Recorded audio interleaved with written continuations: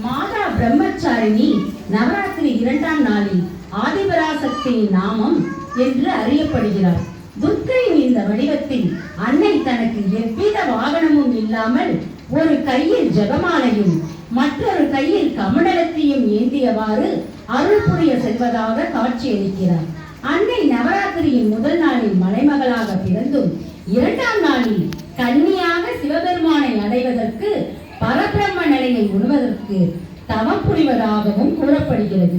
மாதா பிரம்மச்சாரிணி குண்டலினி சக்தியில் 2ஆம் சக்கரமான சுவாதிஷ்டானம் சக்கரத்திற்கு அதிபதியாக இருக்கிறார். ஒவ்வொரு மனிதனும் ஆசை என்னும் மாயையை விழுவது இயல்பு.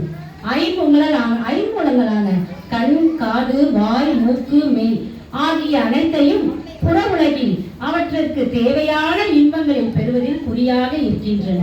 ஆனால் உண்மையில் நல்ல காட்சிகளை காண்பதற்கும் அனைத்து உயிர்களிலும் இறைவனை காண்பதற்கும் இந்த கண்கள் படைக்கப்பட்டிருக்கிறது.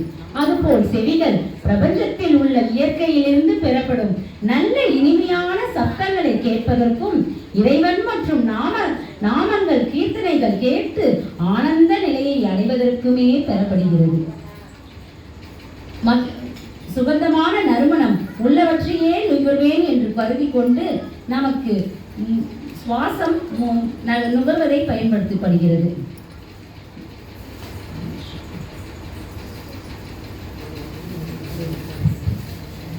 ஐம்புலனின் வாயிலாக கிடைக்க பெறும்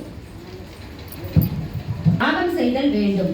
நம்மின் ஆசையின் காரணமாக தோன்றும் அனைத்து தீய எண்ணங்களையும் துறக்க வேண்டும். அவ்வாறு தீயாக சிந்தனையோடு வாழும் போதுதான் நம்மால் இந்த பரபிரம்மத்தை அறியவும் உணரவும் முடிகிறது என்பதால் தான் மாதா பிரம்மச்சாரிணி தவம் செய்வதாக நமக்கு காட்சியளிக்கிறார்.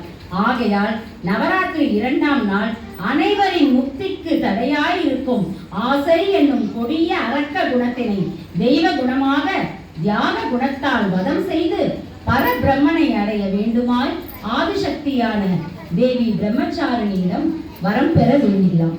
ஜெய் சாய்ராம்.